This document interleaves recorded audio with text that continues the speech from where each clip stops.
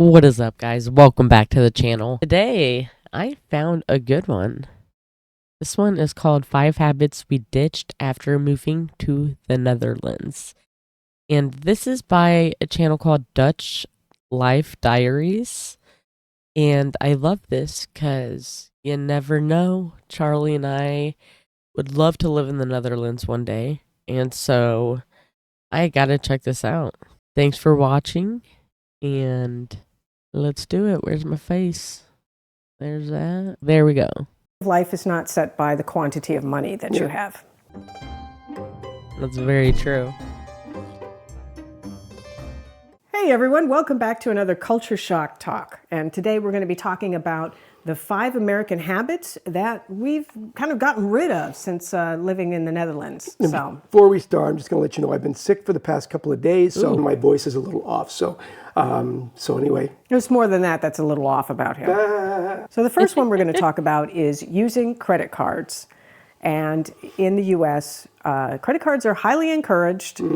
It's kind of crazy just how much they're part of culture. Not really for the good, but more for the bad. It's a lot of people in trouble. Yeah, because credit cards, a lot of people, they're going paycheck to paycheck. So they end up using credit cards, even just to get groceries, that kind of thing. But the annual percentage rate on those is skyrocketing. You end up stuck in this cycle where your monthly payment doesn't chip anything off of your balance. You're just paying interest. Yeah. And it's a really bad habit. Coming here, we held on to our credit cards in case of emergency, but then we started to adopt more of a Dutch sensibility, which is we don't buy anything if we have to put it on credit. That's a very true point. My eye hurts. Anyway, what I was gonna say was I am a firm believer not to even get a credit card. I've never owned a credit card. I've never used a credit card. I've had like credit builder cards where like I pay in money and then they take that money and use it. Like I could use it, but then I gotta pay that money back. It's kind of like something to help build your credit. But like I've told my son, he's 16 years old, and I've just always told him like, just don't ever get a credit card. Just don't mess with it because it is more hassle, seems like, than good. And yeah, it's hopeful for like times of need, but you need to pay it back. That's the thing. Like people just get in so much debt. You just got to pay it back. And if you pay it on time, things like that, that helps your credit as well. Unfortunately, my credit is not bad, but it's not good. But it's a little bit different. I'm not in very much debt, like hospital bills and things like that, but it hurts my credit quite a bit just being in very little debt. So, yeah, no credit cards. I'm with her on that. Can't afford it, don't buy it. Live within your means, right? A lot of places don't even take credit cards. They'll only take debit card. Like if you go to an Albert Heijn grocery store, for instance, you can't use a credit card for your groceries there. Whereas in the U.S., places like Walmart, not only do they take credit cards, but they do financing now. So there's something called Klarna, where you can make monthly payments to pay off your groceries. Yeah, and it's really a trap, and it's one that you really can't get yourself out of over a period of time, and then they get you because it's very, very hard to climb out of that ditch once you've fallen into it. Over here, you don't really have that problem. Yeah, and not having credit cards has kind of changed our perspective on how we spend money too. It was like this expectation that if you went and gave a token to someone, it had to be representative of your love for them. So therefore it had to be expensive to show just how much you love them. And now we take pleasure in the smaller things, like, you know, a pair of socks for your birthday or a paperback or something like that. We don't go extravagant anymore. We don't feel the need to go extravagant anymore. Back in the United States, you're basically programmed to spend as much as you possibly can, and it usually is in the hundreds, maybe thousands of dollars. And you go into debt for it. You use credit cards for it because, you know, we were living paycheck to paycheck ourselves. We didn't have a savings in the U.S. You know, here, even if we have to take it out of our food budget, we have a savings account. and we don't pay for things unless we have it, Yeah, period. and again, it's a Yeah. habit structure. The quality of life is not set by the quantity of money that you have. That is so true. I love hearing that.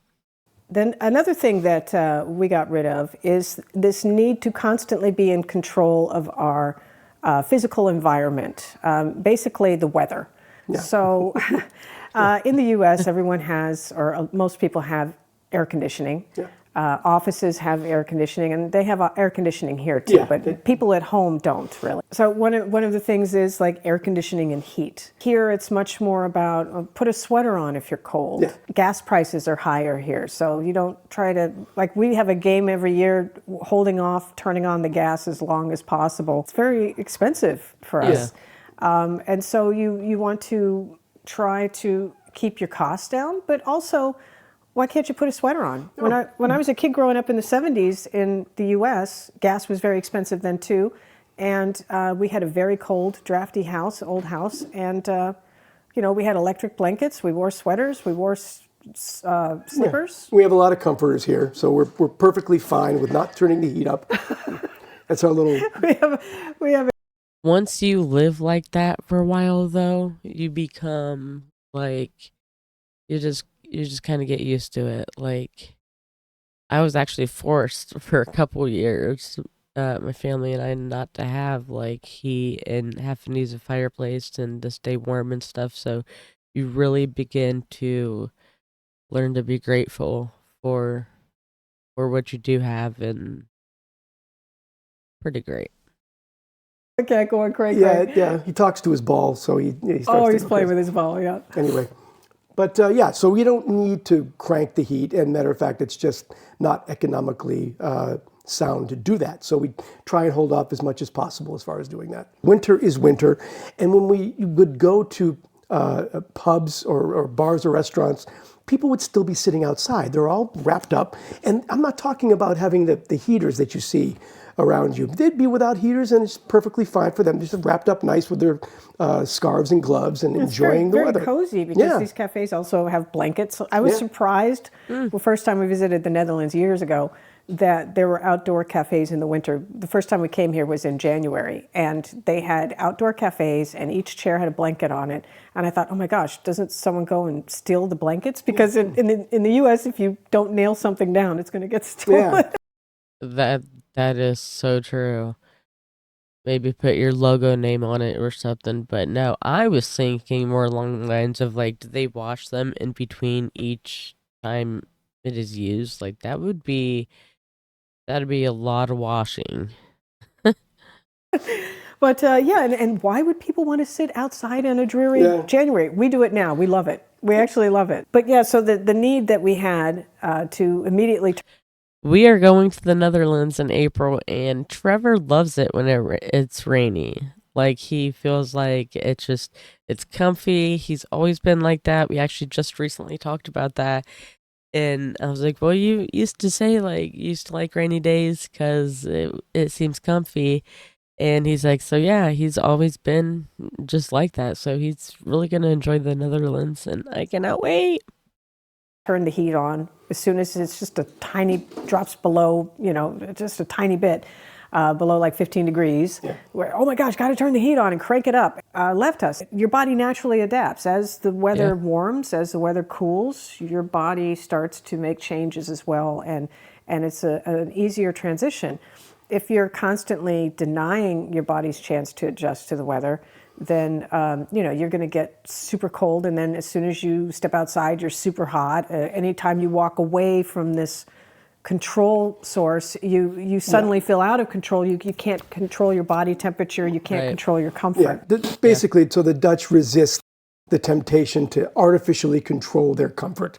It's just they're going to deal with it. So that's what we've learned to do over the past 2 years that we've been here. And actually, I mean, we kind of do that too because we took our air conditioner out a few weeks ago because it was going to start getting cold and everything was telling us it was going to get cold.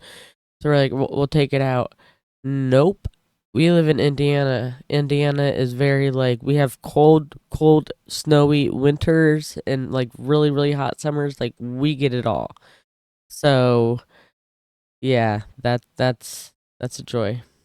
It makes us feel healthier, happier, and Yeah. more part of the seasons, honestly. Yeah. And You saves don't us need it. money. Yeah. So we now, if we go into an air-conditioned place that's blasting air conditioning, it's just, I want to leave. Yeah, it feels unnatural. It's terrible.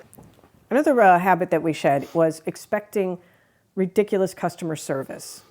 What do you mean by ridiculous? Well, Interesting. like, for instance, when you write someone, like an associate or an accountant or a doctor in the U.S., especially in New York, it's kind of like what they call the New York minute. You expect a reply within the same day. Yeah. Here, it's like, your accountant will take a week. Your doctor will take a week unless it's an emergency. So there's not this push, like I have to have someone on top of me. When we go out to cafes, we don't expect customer service shoving food and drink down our throats all the time. Yeah, so we've learned to relax. I guess the habit is we've learned to not be so tense about getting up and out of a place.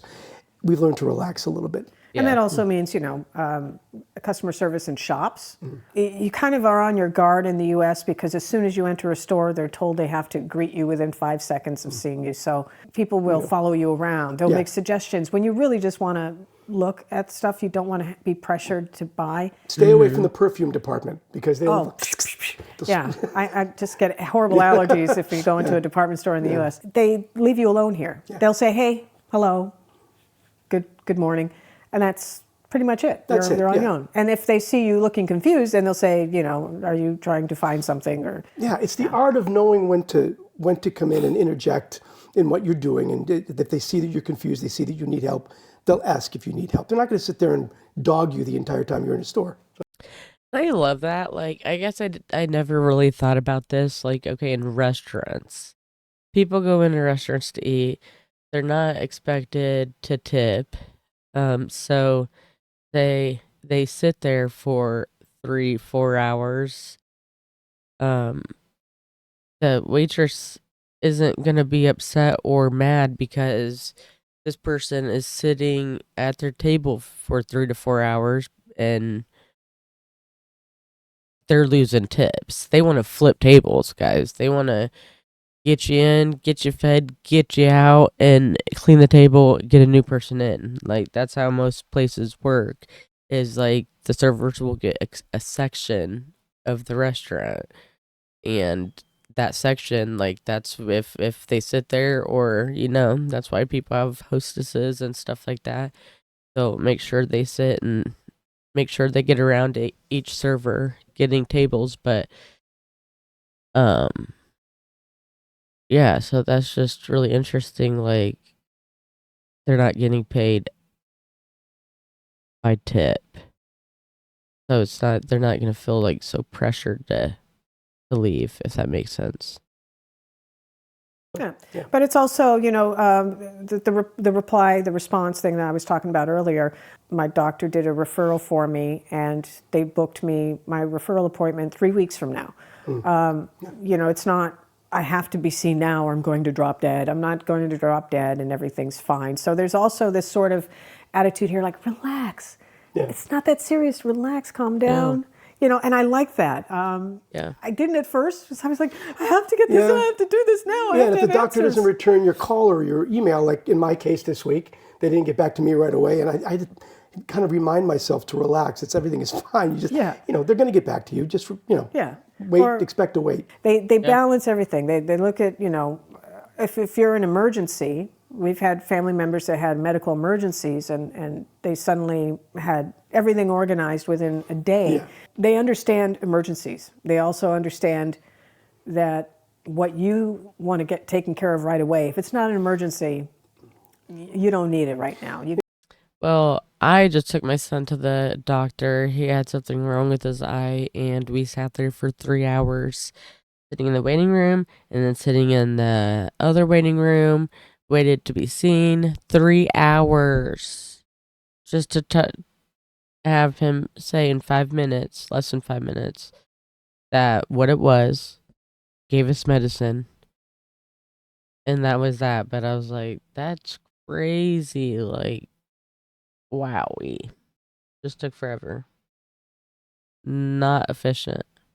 Yeah. Just chill out. So another habit that we've shed is needing to immediately fix everything with medication or medical attention. In the US, there's a pill for everything. And they also feel like you might rank them lower. It's kind of like medications used more like a placebo. They feel like if you don't leave with a medication, you're going to write a bad review of the doctor because they have reviews online like ZocDoc. Yeah, they got a pill for everything. And if you were to watch television in America, you're hard pressed to watch any program without a commercial break, including some kind of medication. There's a medication for absolutely everything, and you don't need it, really, frankly. Yeah, they kind of sell you the idea that if you don't have the medication, you don't have a good quality of life. Yeah. I mean, it does seem like that. I am medicated, and that's gonna be for like actually another video, but like, that's gonna be a really good discussion. So stick around. Make sure you like and subscribe. When I moved here, I had 4 different medications I was on. I don't have any medications anymore. None of them were necessary. Yeah. But they do kind of do that as like a way of calming the patient, making them feel like they have been treated in the U.S. So you end up with a lot of expensive medications, even with insurance. Our medications were about $500 a month. Also, that fear of anything that's wrong with you, I have to go see my doctor right away. Now, that whole joke about in the Netherlands, if something horrible happens to you, they tell you to take paracetamol. There's Take a 2 truth. paracetamol and go to bed. Yeah, there's a truth to that. Truth to that, but it's also sort of that, like we were talking about before, that's calm down. Yeah. It's not really an emergency. Get some perspective here. You know, it's like, if you have a trauma injury, yes, you go to the emergency and it's not to room. dim the fact that people are going to have emergencies. You're going to have illnesses, but many times it's curable with just aspirin and rest. That would be so cool to bump into them in the Netherlands.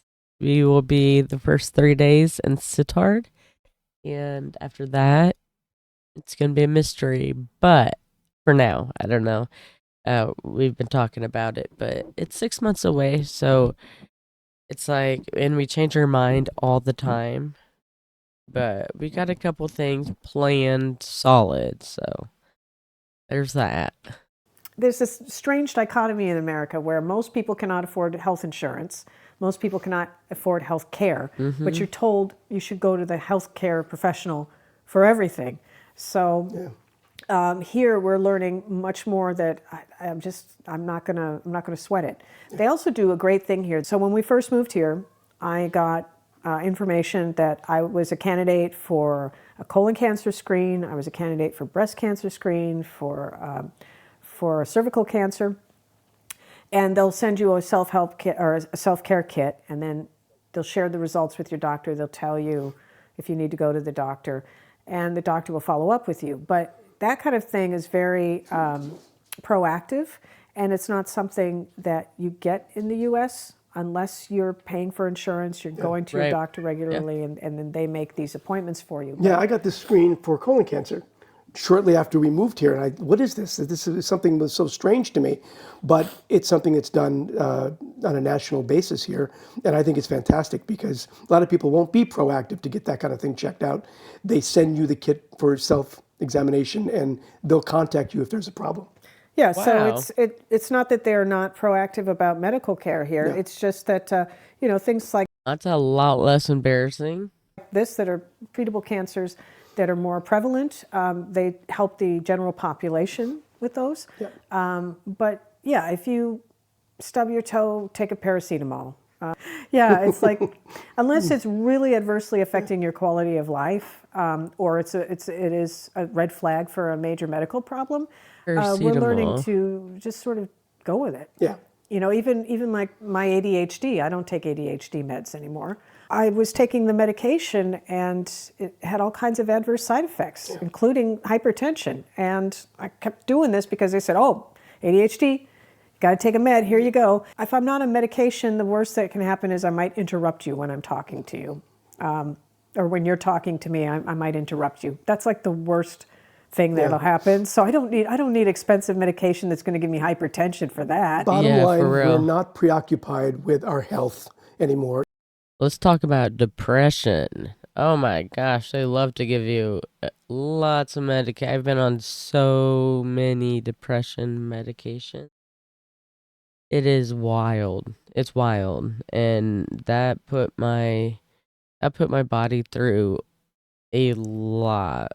A lot. I've whew. It's like over here, it's like relax. So everything's fine. That's basically the message. Yeah. So Another Yeah. habit that we got rid of is feeling that we need security 24/7. Ring bells, security cameras, inside security cameras. We had cameras in our house. We had cameras when you walked in the door, camera outside the door, camera on, the front of the house, the back of the house, by the fire escape. Yeah. And it's like, it's crazy. You don't need to worry about security so much. And that's really nice. Okay, so I looked up paracetamol. I know it sounded familiar. Called acetaminophen in the United States is the same medication used as a pain reliever and fever reducer. A very common brand name for it in US is called Tylenol. And Tylenol right now, they're saying Tylenol is causes autism, or the cause of autism right now, which, yeah, that's neither here nor there, just saying. I take a lot of that for my aches and pains. So, and also the having to keep your drapes shut. You can't have someone see the inside of your house. Can't have someone see you eating dinner. Here there's more of this Calvinistic attitude that you just put it all out there because I've got nothing to hide. Yeah. So we don't own drapes anymore. We have in our bedroom, because our neighbors can see into our bedroom. We have what a lot of Dutch have, which is just the privacy film that goes on the bottom part of the room. But I don't close anything. I don't change in the bathroom so they can't see me. I just change. Basically, we don't live in a veil of secrecy, or we're trying to stay as private as possible. There's people are fearful in the States. There's a lot to be afraid of at this point in time. That's crazy because we close all of our blinds, everything, every night, lock everything. It's America is something else. That's for sure. There's not so much, we see kids playing by themselves outside, and that's something you don't see very much, by themselves without parental supervision. People are much more chill about that here. They're not as fearful of being a victim of crime as they were in the States. Yeah, I remember we lived in a town where there were a lot of fireworks, and you'd hear a firework, and we thought it was a gunshot for a while there, because that's what we were used to. You didn't hear a bang like that in the U.S. unless someone was firing a gun. You don't have to worry so much about security, personal security. Yeah, you got to keep your wits about you. It's not like crime doesn't happen here. It's not like violent crime doesn't happen here. Much lower statistically than the U.S. Right. But you do have to still have your spider sense about you and that kind of thing. And so I've learned to sort of calm down that part of my brain. Yeah. And I think, whenever a violent crime does happen here, it's major news. That's one thing I've noticed. In the States, you're sort of numb to it because it happens all the time. And it does take a toll on you. That is for sure. It does happen all the time, every day. There's shootings every day. Churches and kids dying. Bad. National news here, when there's a murder or something that happens. And it's very rare, few and far between instances that you hear about. Now, but the opposite is, ironically, as much as the U.S. values security, and unfortunately necessarily so, it does not value privacy so much. Yeah. And that was something I learned to appreciate here. So there's this dichotomy that, I don't have to worry so much about security, but I'm very, very much protective of my privacy. And I'm not talking about keeping the drapes shut. I'm talking about things like when you go out to eat in the U.S., at the end of the meal, you give the server your credit card and they leave with it. And they're going to go run it. But I've also had a few times where a server misused the card and I had money stolen out of my account. This happens a lot. My debit Or card debit card is what I mean. Not had credit to card. be canceled at least 3 times in the past 2 years when we lived in New York because it had been compromised somehow. Here, I've gotten so used to in U.S. If you go for a coffee, you can tap your card on the terminal, that kind of thing. Keep possession of it. But there are circumstances in the U.S. where you don't.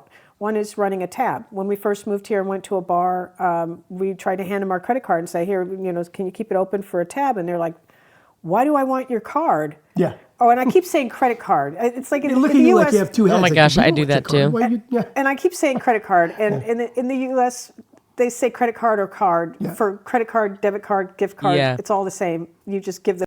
Well, yeah, like I have a debit card, but you could run it as credit or debit, depending. Debit usually like takes it out right away. Credit doesn't always take it out right away, but it does. But then I don't really know actually. Whichever card you want. So I hope I'm not causing confusion by constantly saying credit card because I'm talking about debit card. We don't have credit cards here. We have a debit card. After 2 years of being here, I went to an Irish pub. They asked for my card to go, and he started to walk. And I thought, okay, he's going to like run it to start, on his scanner. No, he took it from me, just like they do in the U.S. And I was like, I don't want you taking my card. But I was just like, do I trust? Do I give it to him? Because it just doesn't happen here. They don't walk away with your card here. So, there's this sense of privacy. Also at work, like it was nothing for your bosses to check your internet search history, what you had open on your desktop. There was during COVID this sense that we have to be able to monitor and control our employees. A lot of companies even had things hooked up so they could see if you were using your mouse. Yeah, so you are a commodity, and they owned you while you were working, so they could do whatever it is they want. And I now would have major reverse culture shock if I ever went back to the U.S. now and experienced that invasion because of my privacy, because it just doesn't happen. It's For policy sure. over there, basically. Yeah. For sure. I can see that it does happen. Yeah, I mean, I actually even think it maybe happens at my work. We don't walk like too far away. Like there's a fountain area, and like there's a drive up area, and then so like there's register, and then a fountain, and then a register. So sometimes they have to walk from here to here. I mean, what is that? What is that considered? I don't know. So yeah, we've definitely changed our attitudes both towards security and privacy. So those are the 5 habits that we've shed. Hopefully, we have a few more bad habits we're going to shed in the future because I can think of a few. Probably more that we haven't mentioned, but these are the biggies. So let us know in the comments if there's anything that surprised you, or if a lot of great comments that we've received so far, and people letting us know their viewpoint, because obviously, we're talking generalities here, and the world is made up of individuals. So we'd love to hear your viewpoint too. Yeah, and if you've been to the U.S. as a Dutch person and you've experienced things that we didn't talk about here, differences and habits and whatever, let us know, please. But thanks so much for joining us again. We'll see you next time. Yeah, that is so cool.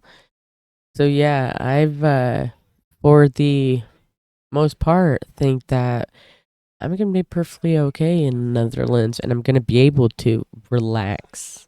So that is awesome. That's a good list. I don't really have anything else to say right now, but leave a comment, like, and subscribe, and don't forget to have a good day. Bye, guys.